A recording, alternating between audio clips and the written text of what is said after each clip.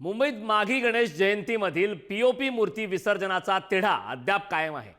POP मूर्ती कुठे विसर्जित करायच्या याबाबत काल मुख्यमंत्र्यांसोबत होणारी बैठक ही न झाल्यानं तिढा कायम आहे। समुद्रात पीओपी मूर्ती विसर्जित करण्यावर प्रदूषण नियंत्रण मंडळाच्या सुधारित मार्गदर्शक तत्वांनुसार ही बंदी आहे।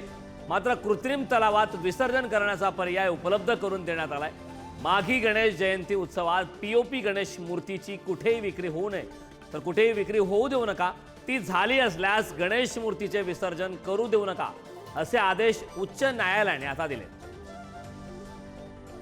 माघी गणेशोत्सव आदल्या दिवशी नोटीस दिली गणपती मंडळांना की ज्यांनी ज्यांनी पीओपीच्या मूर्त्या बनवल्या आहेत त्यांचं विसर्जन करायचं नाही। अरे पंतप्रधान डुबकी मारतात आणि गणपतीचं विसर्जन नाही,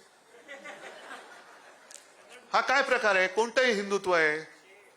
मी समजू शकतो की प्लॅस्टर ऑफ पॅरिसच्या मूर्तीनी जर प्रदूषण होत असेल तर शाडूच्या मूर्ती बनवा, ठीक आहे ना, बनवतो, पण शाडूची माती देणार कोण? पर्याय कोण देणार त्याला?